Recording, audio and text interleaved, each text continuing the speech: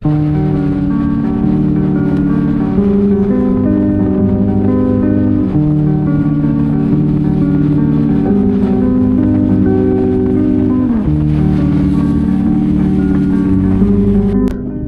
lang, sakit sa mata nung araw. Oo.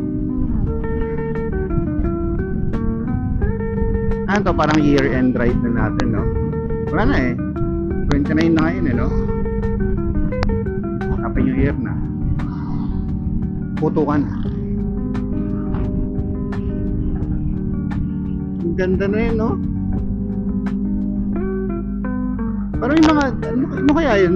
Talaga, anyog ba yun? O palm tree? Anyog? Akala ko, sabi ko, ang ganda mga palm tree na anyog pala yun. Ninyogan pala sa gilid. Sasabihin ko sana eh, parang naglagay sila ng mga palm tree sa loob ng ano, sa kabila, hindi na pala sa loob nila yun. Alam mo, sa totoo lang, hindi pa rin naman natin napapasok yung Candelaria eh. Dapat makapag... So, Tayabas na lang muna tayo. Sige, pero dadaan muna tayo ng Chaong. Tapos, diretso tayo ng Tayabas. Kasi nainggit ka kay Erwan Yusaf. Nainggit sa pagkain. Bonete. Sige.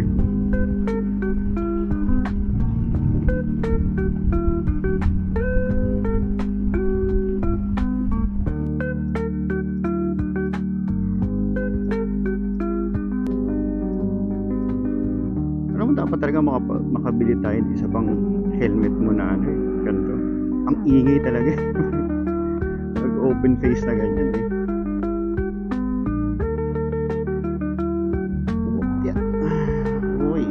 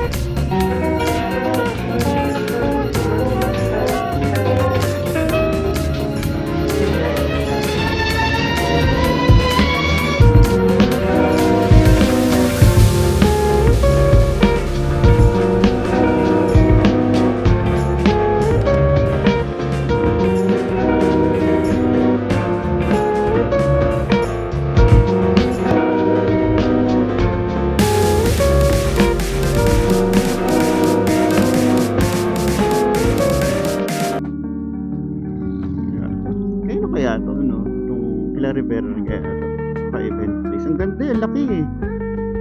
Siguro sa ano, sa 50th anniversary wedding. 25 muna pala, mag-25 muna. 25th wedding anniversary natin eh. Diyan tayo. Kasi wala tayong bisita kasi hindi naman tayo mahilig sa tao.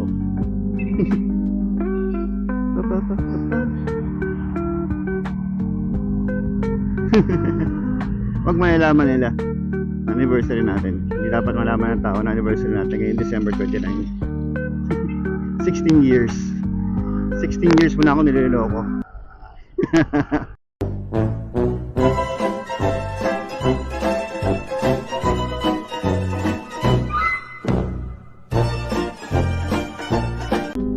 Kasi pwede nga tayong dumaan dito, tapos San Juan, tapos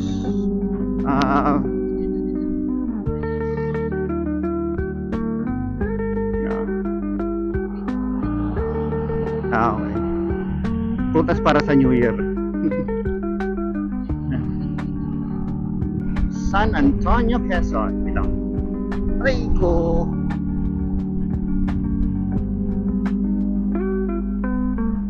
Parang gusto ko na mag-flight ng side. Nakakais.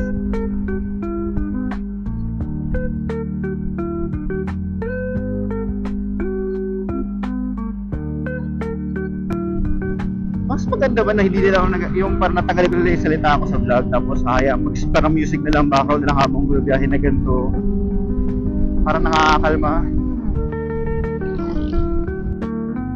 Wow!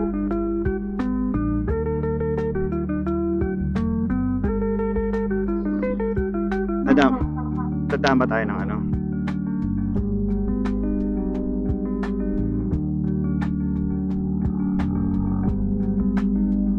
Padre Pio, layo ng Padre Pio. Pedro Cruzod.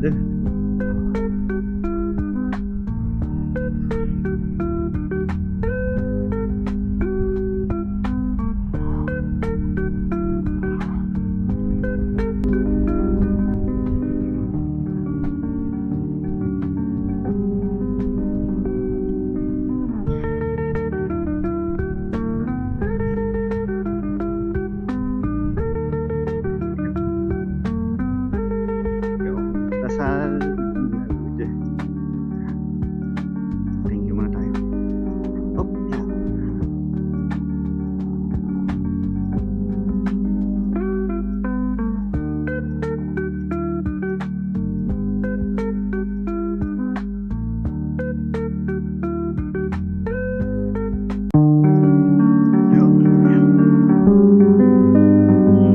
Hindi ko lang kabisado yung mga bypass na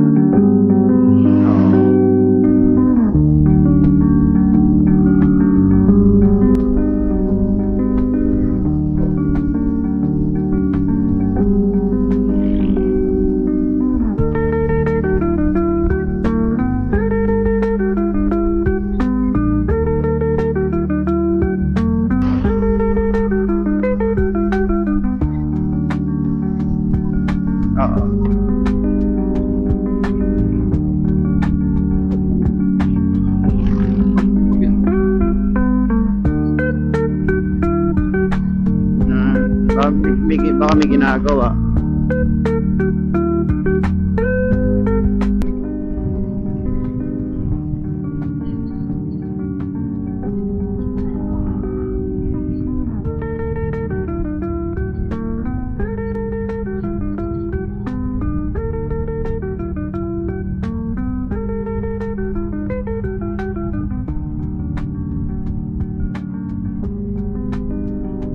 Kasi mami, may mga taong may pasok pa ngayong araw na to.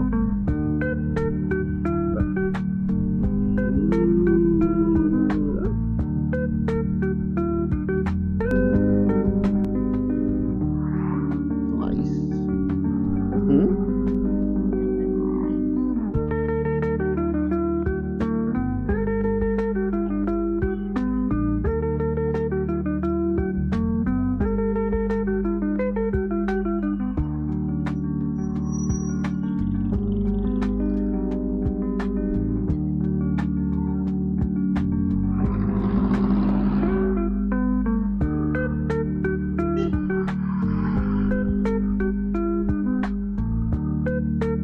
Ang init ng araw, ang lamig ng hangin. Sarap. Isa masarap na pakiramdam rin to eh.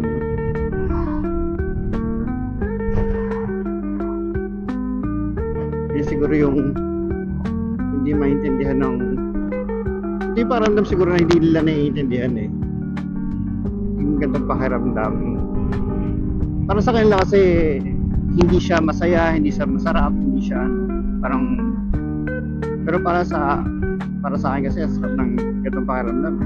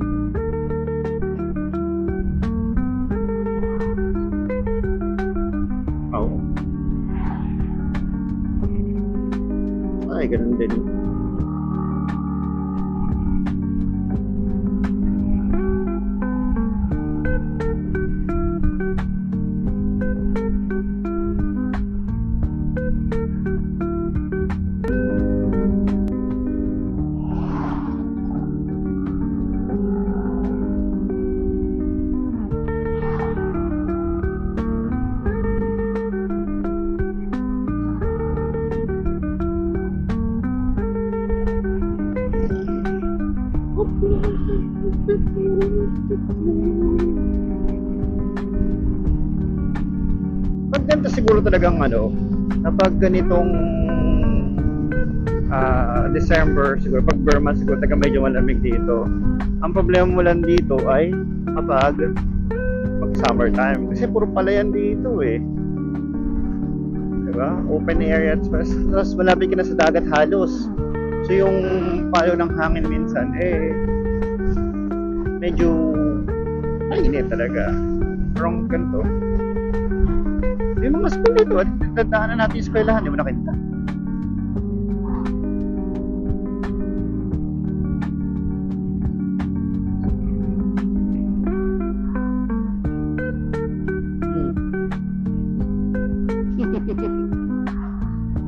Ah.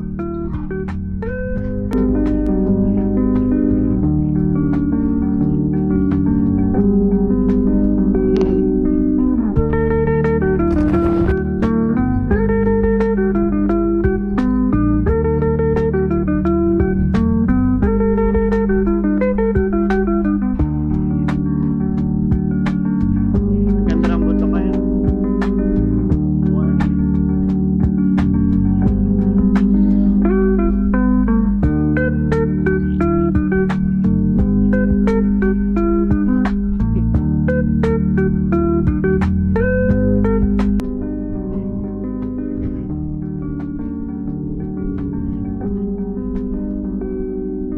Ang ganda nung puno sa gitna ng anong yan.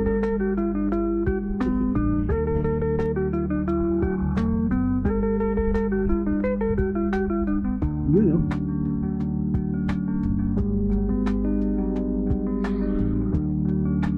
Malao wa.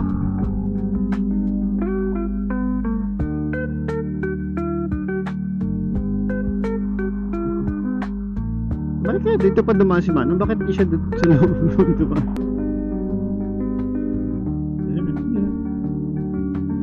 Lumikas pag nasa yung tubig nandun na. Kailangan mo na lumikas.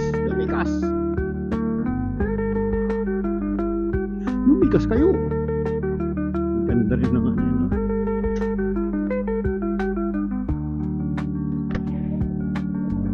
Ayun, bangon.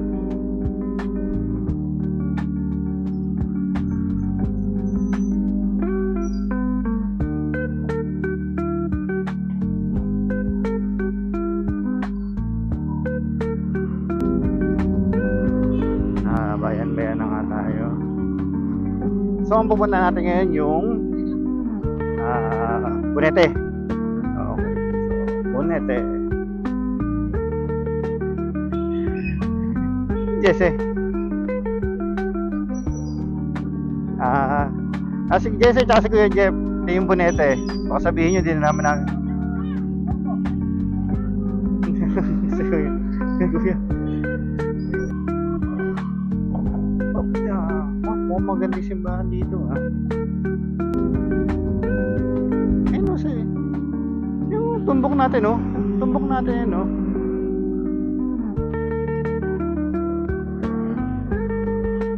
tingnan natin, lakad-lakad na lang tayo. Ay, ang ganda naman, ayos buti pa dito pa-falls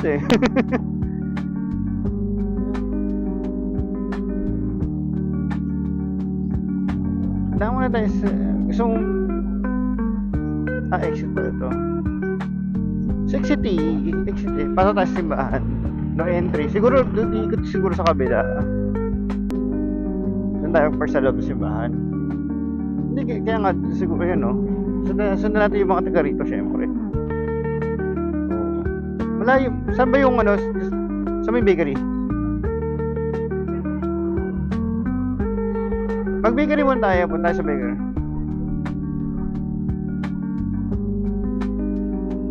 Sige. So, kung pagdiretsuhan na ito. Ayaw ko. Parang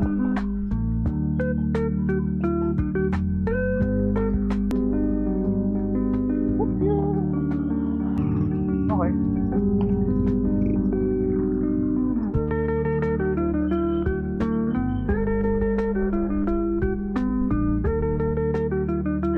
Ito ba?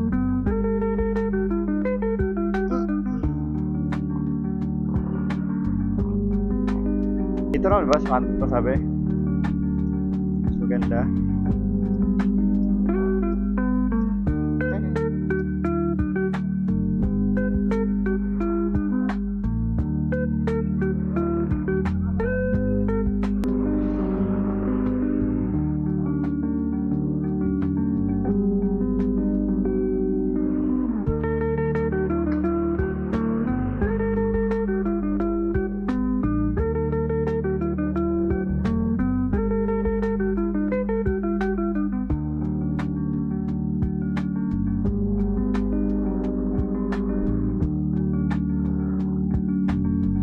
Park ka na.